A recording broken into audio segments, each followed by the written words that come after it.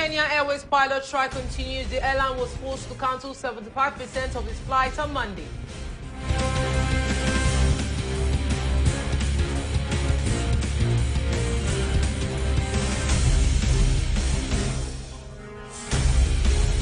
Nearly 100 heads of state and government are meeting for 2 days in Sharm el-Sheikh.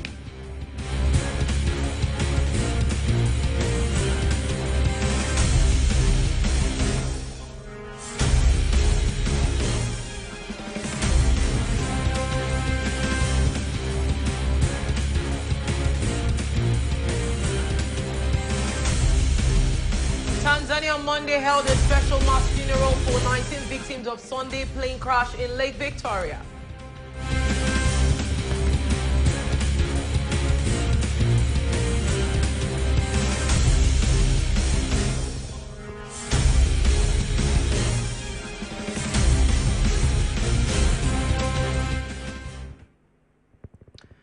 Good afternoon, our dear viewers. You're tuned into the 1 p.m. news edition coming to you live and direct from Golfe TV Africa here in the city of Cotonou with Hazel, OGOIGBE and Metohuey, ADOGLO. Hazel, how are you doing this morning? I'm very fine, thank you. Today, good afternoon. Good afternoon.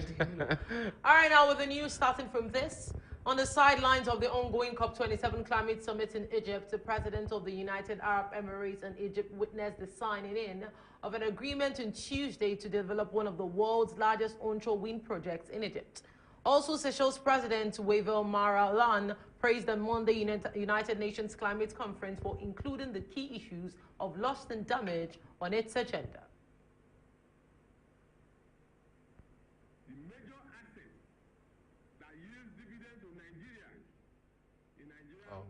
Liquefied Natural Gas Limited declared a force majeure because the facilities that gathers gas for her and sends this gas for processing in Bonny were all submerged. It simply means that even the understanding of the economy and its sustainability in Nigeria has not been appreciated, because somebody has told us that what has happened does not affect the people. Oh, it's not among the first 10, but there was a force majeure declared on an asset that delivers dividends to Nigerians. What an irony. State resources are, funneled to areas where they are less needed, and people who need them more are allowed to grow. It was a moment of, maybe unintended truth for her to have made that comment. It's not just divisive, it's offensive. We are offended, and the main reason why we're asking her to leave is so that we can find persons who bring into public office more edifying values than this woman. Why would you, in this kind of important issue, set up a committee, a national committee, without liaising with the states and bringing on board representatives of the state? Because all these locations that we are talking about belong to states. They fall into various states. And so for some of us, this is the beginning of the failure of that same committee that has just been inaugurated. And the only way to resolve this situation is building of dam. Because from the point the Cameroon dam was established, Nigeria needed to build a 150% bigger dam to be able to curb the excesses. That has not been done.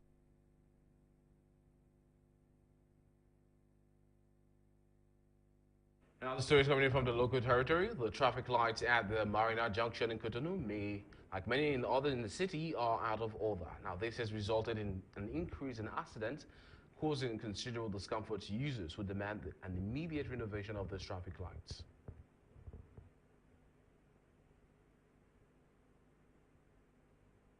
The idea that rich countries could financially support poorer states at the front lines of climate change effects known as loss and damage has been a central priority for island nations for the past 30 years. Seychelles President praised on Monday the UN Climate Conference for including key issue of loss and damage on its agenda. The loss and damage project agenda is one which is very important, and amongst the small island states, we are definitely pushing for that. Earlier, I announced that the Seychelles next year will be protecting the mangrove forests and the seagrass meadows at 100%. And what does that mean? It means blue carbon. We cannot accept that our attention is not focused on climate change. We must, of course, work together to support peace efforts and end the tremendous suffering. But climate change is on a different timeline and a different scale. It is a defining issue of our age. It is the central challenge of our century. It is unacceptable, outrageous, and self-defeating to put it on the back burner. Indeed, many of today's conflicts are linked with growing climate chaos. And the war in Ukraine has exposed the profound risks of our fossil fuel addiction. Also speaking at the same COP27 event was Botswana President, who acknowledged the challenge to adapt to climate change while developing economies to be able to sustain the momentum of growth. We are racing against time now. We've got to make sure that we adapt. And part of the adaptation is going to be how we develop our economies to be able to sustain the momentum of growth. Part of the adaptation is going to be how we invest in our young people to make sure that they acquire the right skills and education to be competitive in the world. And part of adaptation is to measure of temperature, the levels of impact on adverse weather patterns on our agriculture, our food systems, and our infrastructure. On the sidelines of COP27, the presidents of UAE and Egypt witnessed the signing of an agreement on Tuesday to develop one of the world's largest onshore wind projects in Egypt. The director of the National Emergency Agency, Mustafa Muhammad, has raised the alarm that Nigeria should expect more devastating floods in 2023. The NEMA boss said this while appearing before the Senate Committee on Special Duties, headed by Senator Yusuf to defend the 2023 budget of his agency. Now, the NEMA boss advised that governments at all levels should brace up for challenges ahead. Meanwhile, the Senate Committee on Special Duties decried poor budgetary allocations to NEMA and promised to come up with a legislation that would put the agency under the presidency for optimum performance. I have written to all the 36 state governors, and I have copies to show you 4 times. When NIMET released seasonal climate prediction and NISA released their flood outlook, we warned them in time. After we analyzed, we organized stakeholders meeting to analyze those reports and identify vulnerable areas with risk mapping, and sent it out to all the state governors early. Mr. Chairman, it's sad to note that only 4 states have local emergency management committee. Is there in any way presidential intervention specifically for attending to the issue of flood? Number 4, I don't know, are you a beneficiary of a 2022 service-wide votes in any way? If you are, let us know. And also, if there's participation of our private sectors, development partners, if they have intervened in any way, you can let us know. The local government is not functioning. The state government is not functioning. It's only National Emergency Management Agency. And I don't think you people will have the capacity, the manpower, the resources, and the logistics you need to tackle this. So what is your agency doing to ensure that the local government emergency management agency comes on board? I hope the government will take note of this, that there is no ministerial supervision that can take care of NEMA. Even the way we are seeing it now, FEMA is gradually having some problems because of most of the roads that have been, including the Minister of Works, they have been eroded. Go to Lokoja and see what has happened. So Nigeria needs to set their own priority in place now to take care of the population. Now, market stories coming from the local territory. Let's talk. A fire broke out in the Danta Prime Market on the night of Saturday 5th to Sunday 6th November 2022. Several stores went up in smoke. Now, thanks to the efforts of the fire department and the police, the situation was contained and there was no human casualty. Here is the report.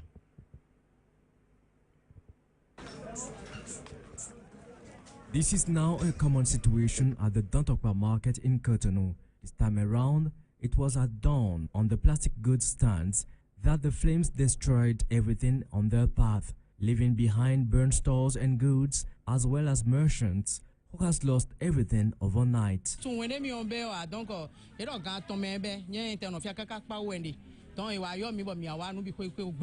I don't know exactly what time the blaze started.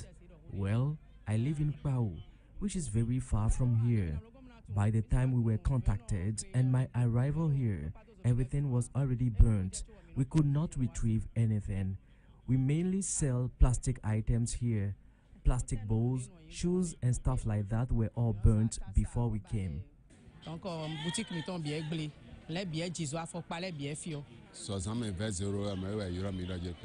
It was around midnight that we received a call to let us know about the fire, and we rushed back here.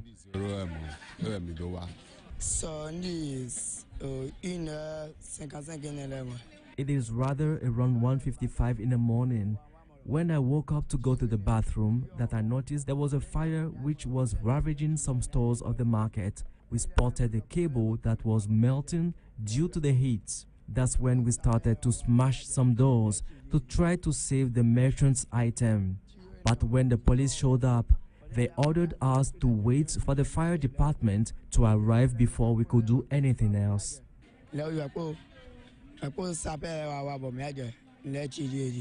The actual source of the fire is not yet known, but according to the people we met, it was a short circuit.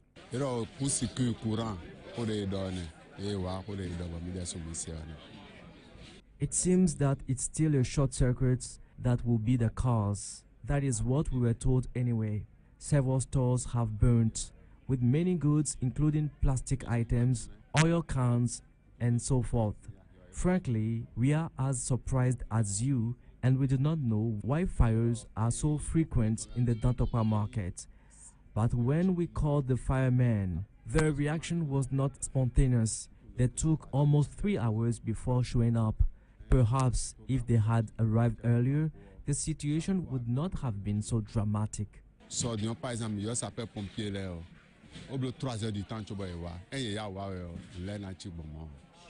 As a reminder, back in 2015, 2016, 2018, 2021, and earlier in May of this year, the international market of Dantokpa has already experienced similar incidents.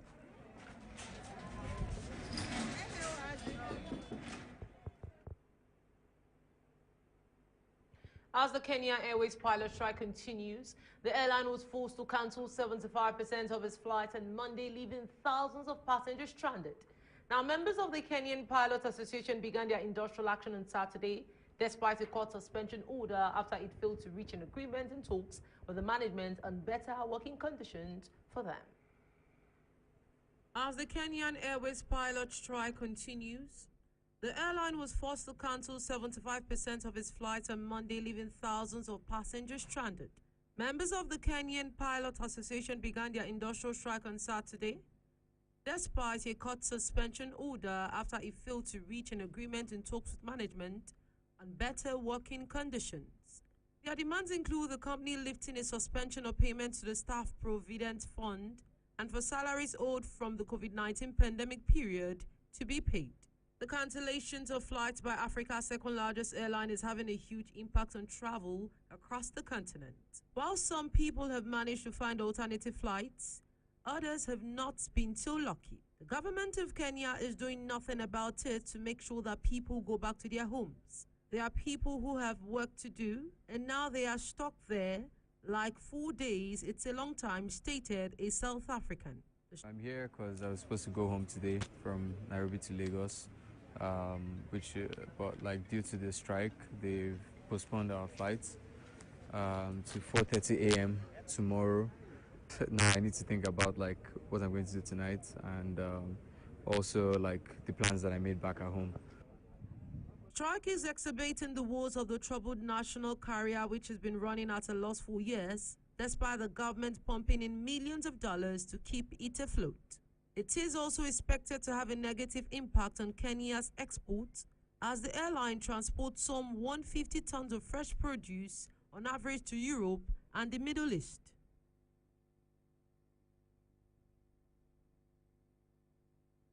A passenger plane with 43 people on board crashed into Tanzania's Lake Victoria on Sunday as it approached the northwestern town of Bukoba.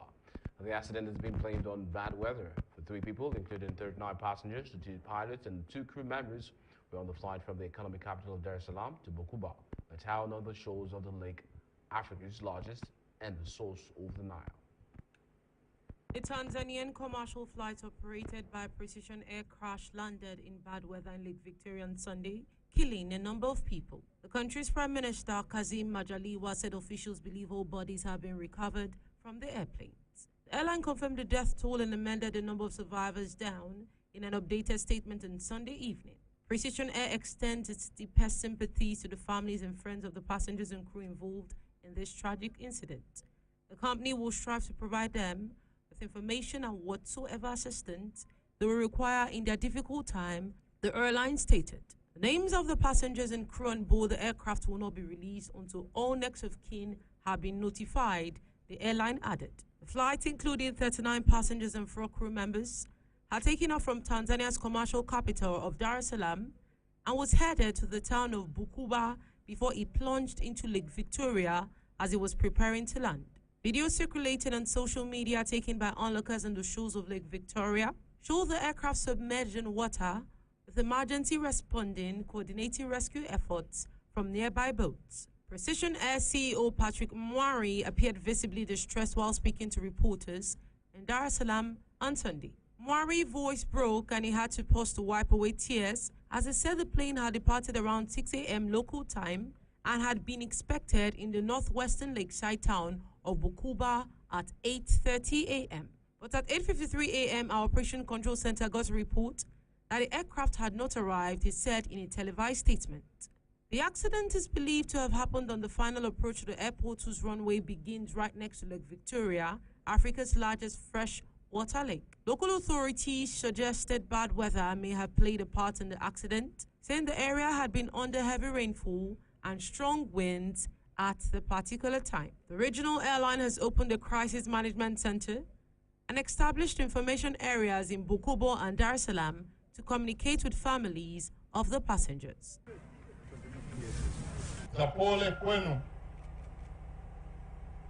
I'm sending my condolences to you all for your great loss. I also want to assure you that we won't rest until the investigation is done and we know exactly what was the cause of this accident, especially what really happened for the plane to crash.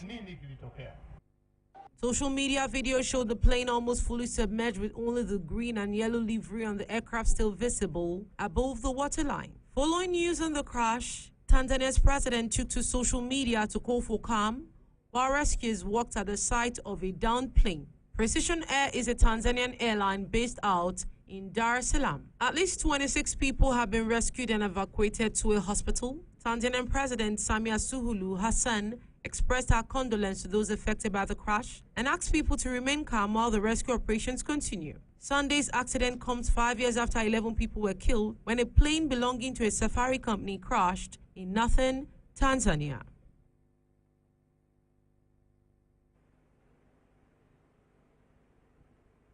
A follow-up on the story, Tanzania on Monday held a special mass funeral for 19 victims of Sunday's plane crash in Lake Victoria. The burial service was attended by Prime Minister Kassim Majaliwa, who confirmed that 26 people were rescued after the Precision Air flight from the coastal city of Dar es Salaam plunged into the lake. Tanzania on Monday held a special mass funeral for the 19 victims of Sunday's plane crash in Lake Victoria. The burial service was attended by Prime Minister Kassim Majaliwa, who confirmed that 26 people were rescued after the Precision Air flight from the coastal city of Dar es Salaam plunged into the river. Information on rescue efforts show that the number of people who have been rescued stands at 26. This includes 22 passengers, 2 flight attendants, and 2 people who later lost their lives. The total number of people who have lost their lives is 19, They include 17 passengers and 2 pilots. However, 2 locals who were present at the scene of the incident were injured but were rushed to hospital where they are recuperating. They have been counted among the 26 people who were rescued. Prime Minister stated that 2 locals who were injured and were recovering in the hospital were included in that number. Police stated that the aircraft was flying at about 100 meters, equivalent to 328 feet, when encountered by problems and bad weather. The company said the aircraft was ATR 42500, manufactured by Toulouse-based Franco-Italian firm ATR, and the aircraft had 39 passengers, including an infant, and 4 crew members on board. Video footages broadcasted on local media and also social media showed the plane largely submerged as rescuers, including fishermen, waded through water to bring people to safety. Emergency workers attempted to lift the aircraft out of the water using ropes, assisted by cranes, as residents also sought to help. The president of Tanzania, President Samia Suluhu Hassan, expressed her condolence to those affected by the accident, saying, "Pray to God to help us." Historically, the disaster ranks among the deadliest plane crashes in the East African nation's history.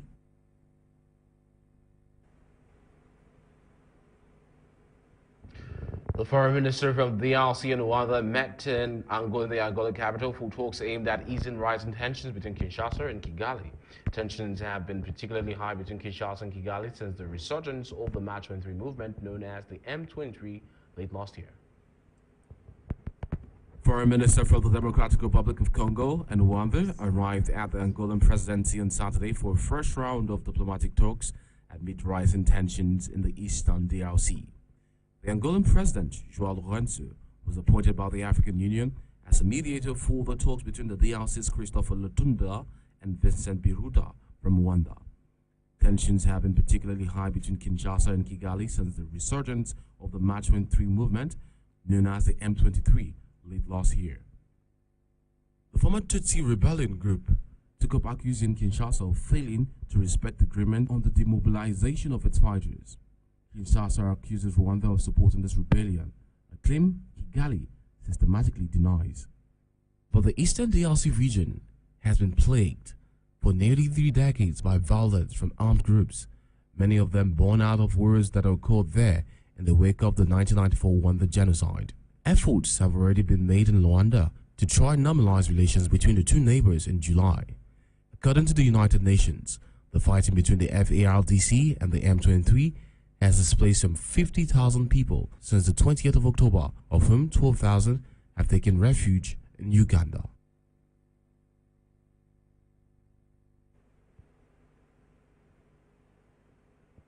Nearly 100 heads of state and governments were meeting for 2 days in Sharm el-Sheikh in Egypt, facing calls to deepen emission cuts and financially back developing countries already devastated by the effect of rising temperatures.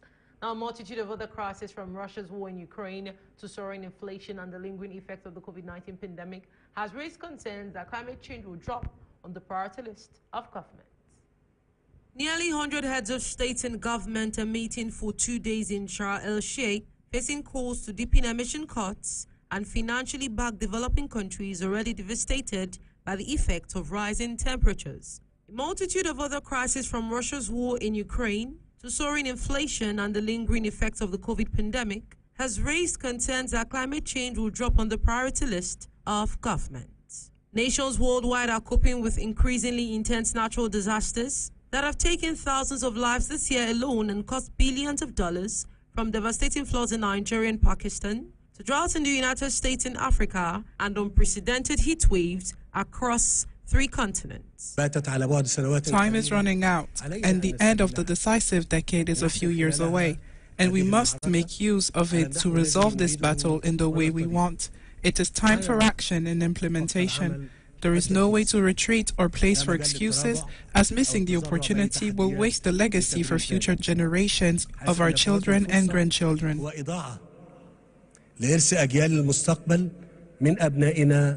On Sunday, the heads of developing nations won a small victory when delegates agreed to put the controversial issue of compensation for loss and damage on the summit agenda. Pakistan, which shares the powerful G77 plus China negotiating bloc of more than 130 developing nations, has made the issue a priority.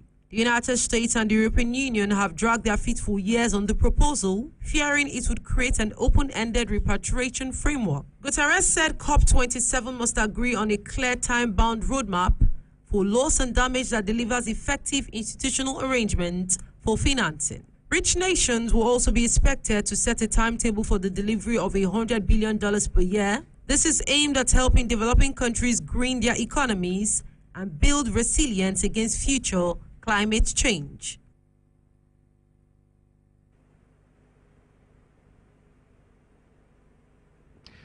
Kenya's worst drought in 4 decades is wreaking havoc in its wildlife. The Wildlife Minister presented Friday, November 4th, key findings on a new report entitled Impacts of the Current Drought on Wildlife in Kenya. To enjoy. Kenya's worst drought in 4 decades is wreaking havoc on wildlife. The Wildlife Minister presented on the 4th of November key findings of a new report entitled The Impact of the Current Drought on Wildlife in Kenya.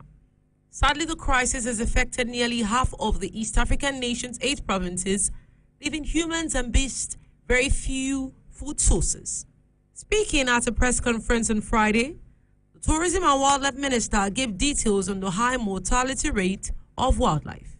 The Amboseli and Laikipia Sambo region south, which are home to tourist safaris, record more than 70 elephant deaths. Some species like gravy zebras, which are listed as endangered on the International Union for Conservation of Nature Red List, were badly hit. 4 consecutive rainy seasons have failed in the Horn of Africa, driving Kenyan families and wildlife on the brink of famine. Kenyan Tourism and Wildlife Minister said authorities were dropping off hay for the animals. The ministry warned in a report unveiled on Friday that the figures released were likely far from comprehensive, as some carnivores could have devoured some carcass. Scores of other wildlife have died since February as Kenya battles its worst drought in 40 years. The drought has killed 205 elephants between February and October in Kenyan wildlife reserves. Kenya recorded the death of 512 gnus, 381 zebras, 12 giraffes and 51 buffaloes in the same period. Friday. The drought has resulted in the deaths of the following species of wildlife. Wildebeest, we've lost a total of 512 animals. Common zebra, we've lost a total of 381. Our elephants, we've lost a total of 205. Officials say more than 500,000 people in the northern Kenyan region of Turkana are facing starvation, largely due to a lack of rainfall over 4 seasons. Home to a large elephant population, northern and southern parts of Kenya have been most affected by the drought. The charity Save the Elephants reported last month the death of a famed calf that was known for being a twin, a rarity for elephants during the drought. Extreme climate conditions also killed more than 40 rare and endangered gravy zebras in Kenya in just 3 months, according to conservation group Gravy's Zebra Trust. Sporadic rainfall has finally started in East Africa, but authorities expect below average precipitation in the coming months. Kenya's wildlife is a major tourist attraction.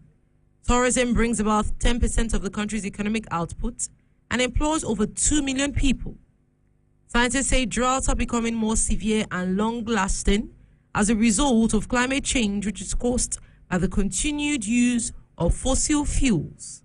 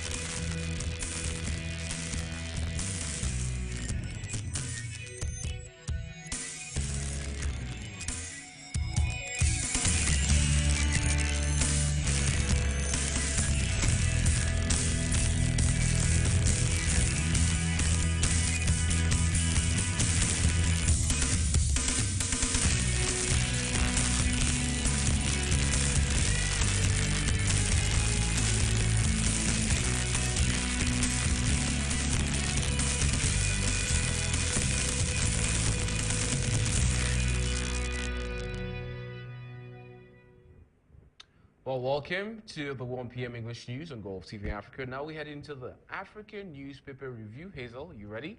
Good to go. All right, now let's touch on the front page of the Matin Libre as we start off papers from the local territory.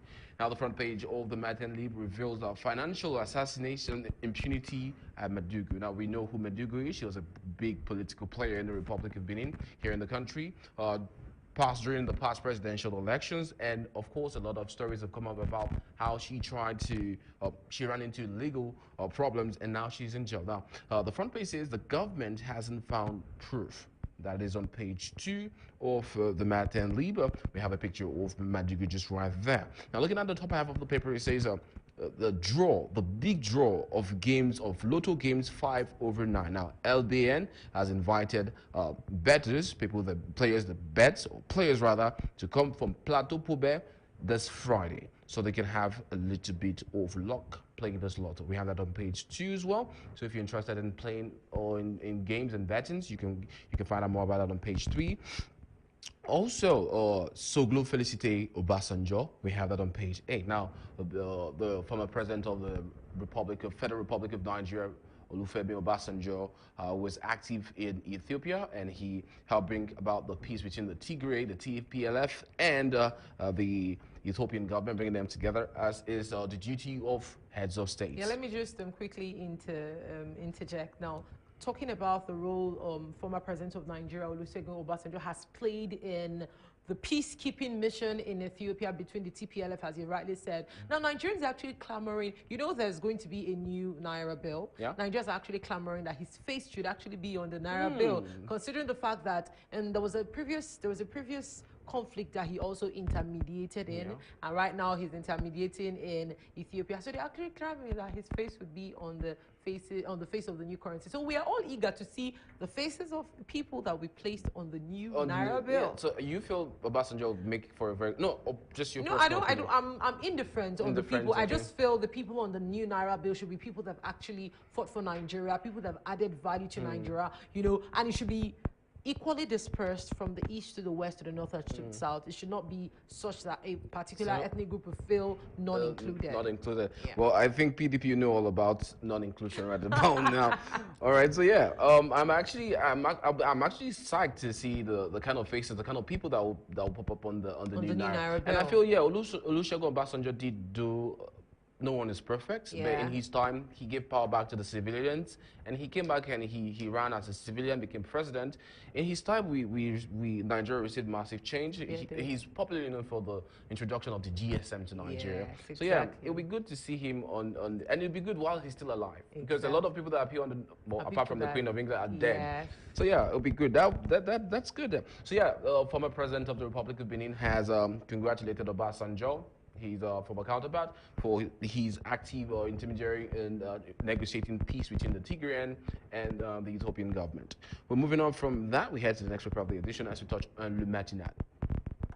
The front page of the Le Matinal, as usual, still talking about the legislative elections of 2023 in the Republic of Benin. It talks about the Democrats and their attitude. You can see pictures right there of every single of the Democrats right there representing and headed straight for the legislative elections come 2023. We're moving on from Le Matinal. We head now to the Nation Nigeria.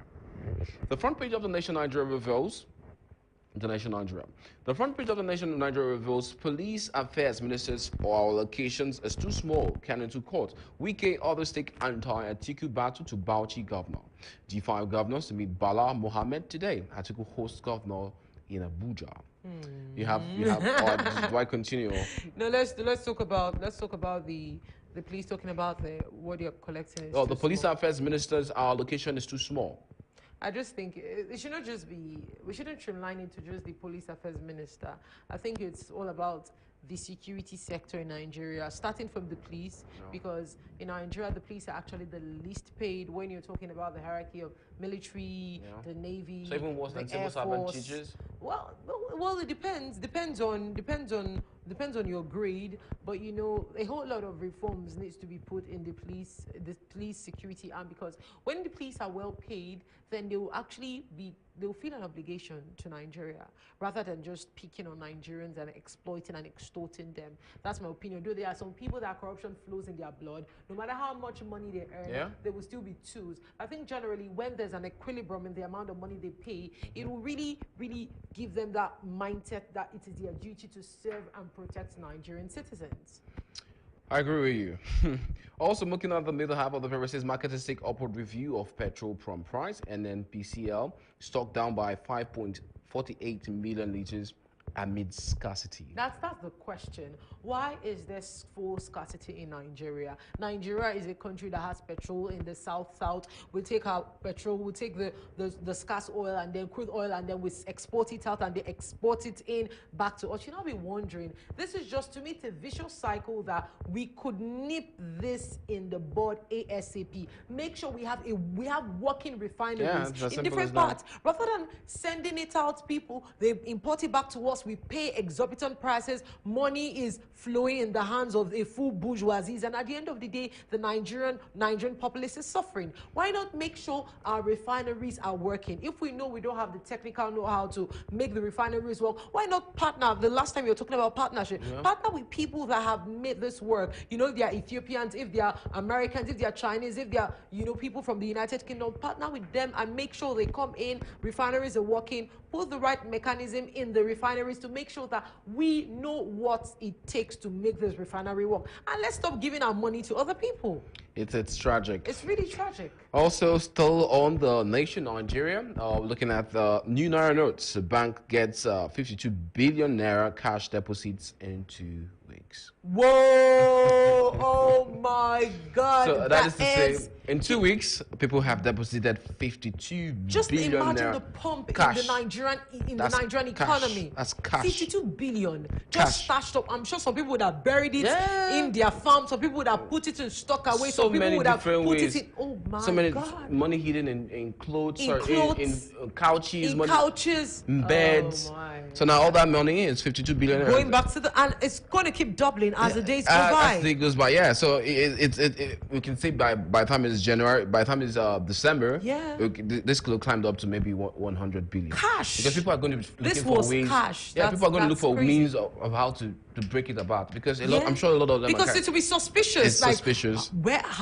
did you get this amount of money and you will not be able to account for it? Exactly. All right, looking at the top half of the paper, it says UK government okays £95 million for 4 million Nigerians. We have that on page 7. Also, 2023 elections. What are the big four offering? Page 2. Well, they've come out to say what they owe. Talking about what they're offering. Looking at a lot of civilized, countries, developed countries. When you have politicians have to explain to you firsthand what they want to give, what they have to offer to the nation. To the populace, the nation. And I'll take examples of European nations, the Americas as well. They always have debates. The candidates come and debate, and they clash and say, this is what I have to do. This is why your idea is not sustainable. This is why my idea is better than your idea. And people look at them and we listen to them and we look at how articulate our leaders are, what they exactly want to do for us. And that way you as a listener, as an audience, you're able to deduce, you're swayed if this was not your candidate, or then you're convinced that, okay, this is my candidate and this person deserves my vote. Exactly. Now, it's a precarious situation because you realize that a lot of Nigeria, we don't have a lot of debates. Recently, they came up and said, okay, let's have a debate. Tinubu did not come, did not show face. Atiku did not show face. And the only person that was willing to have that debate was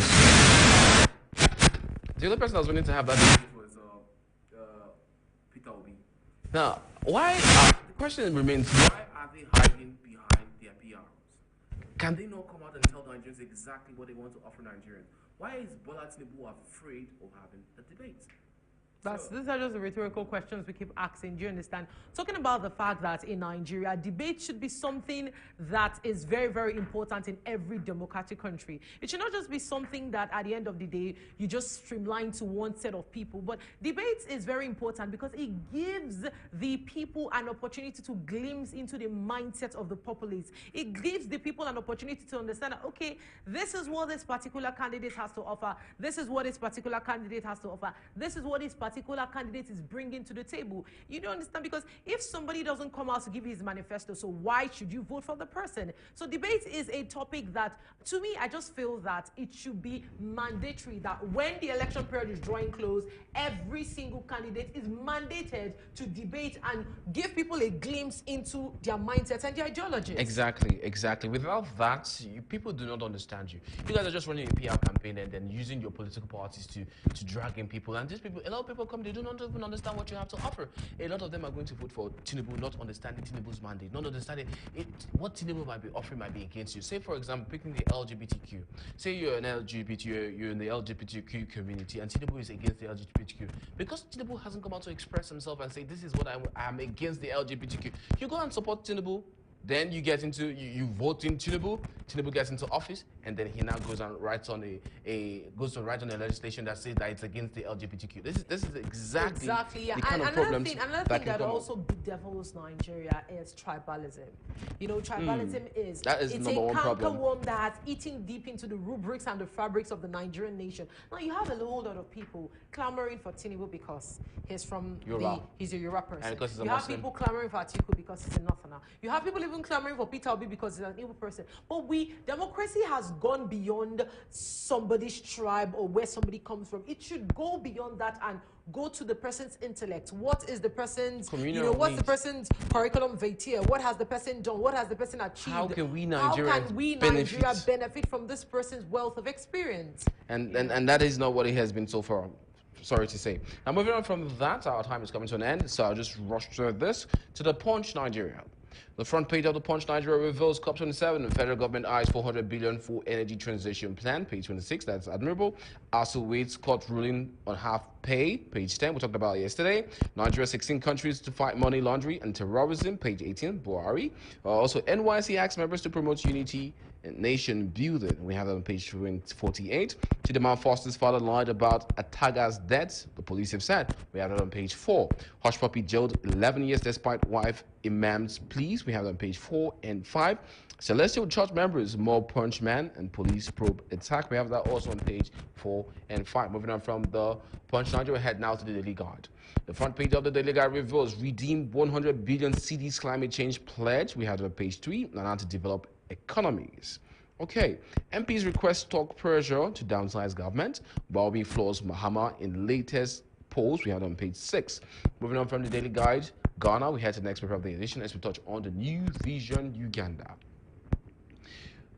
Yeah, we can still go. Yeah, the front page of the New Vision Uganda reveals teachers and parents speak out on closure. We have that on page 3. While schools will close 2 weeks early. This is related to the current spread of the Ebola virus in the country. Also, Makerere launches fair for transcripts. Students arrested with 27 bullets. That's a lot of bullets. That's students. Other on page 17. Also, HIV infection, 79% of new cases among adolescent girls, as the study has revealed. We have that on details on page 6. 2 teachers jailed over forgery. We have that on page 37. 47 pregnant pupils sit for national examinations. We have that on page 4. And that is actually admirable. Despite them being pregnant, they still have a life. They still have an education to complete. And so, being pregnant should not inhibit them from, it shouldn't be a stumbling block. You should still go ahead and achieve your dreams and objectives. Because the 47 guys that impregnated those 47 girls still go ahead. So moving on from that, we head now to the Star from South Africa. The front page of the Star from South Africa reveals McKinsey favored as ANC's new president. We have it on page 4. UNITA accused of sweeping probe on the carpet. We have it on page 7 of the Star from Kenya. Now to the last paper of the edition, we touch on the Punch Extra Nigeria. The front page of the Punch Extra Nigeria reveals Balogun knocking on Pisero's door. The low unknown Arsenal forward is making a case for an Eagles call-up after scoring his 8-goal for games. We have it on page 7. Oshoala, we know what Oshoala is. Oshoala is the most popular Nigerian female footballer. She currently applies a trade and plays for FC Barcelona's female side. Oshoala wins 2022 Women's ICCC Award. We have it on page 8. Mendy opens up on his sex scandal. We have it on page 8. Bielsa Queen is chasing CAF WC World Cup final. Also looking at the top hand of the paper, we're always talking about Oshimeye. Now police celebrates Oshimeye's record-breaking feat. We have that on page 7. Hurts not to be champion. Anthony Joshua has come out to say. We have that on page 6. Anthony Joshua is a Nigerian and also a Brit. He's been boxing for quite a while, for over 15 years of his life, and he's held all the titles. He held all the titles in Europe until he lost it recently to the Ukrainian Shakhtar. Now, also, United expect Ronaldo to leave in January. We have that on page 8. Well, this is all we have for you for this edition of the African Newspaper Review. Over to you, Hazel. Thank you so much, Metohuey ADOGLO. And our dear viewers, to end this news edition, here's a recap of our top stories. Now, as the Kenya Airways pilot strike continues, the airline was forced to cancel 75% of the flights on Monday, leaving thousands of passengers stranded. Nearly 100 heads of states and the governments are meeting for 2 days in Sharm el-Sheikh. Tanzania Monday held a special mass funeral for the 19 victims of Sunday plane crash in Lake Victoria. And this is where we end this edition of the 1 p.m. English News edition. I'm Metohuey ADOGLO. And I am Hazel OGOIGBE. Thanks for tuning in. Enjoy your afternoon.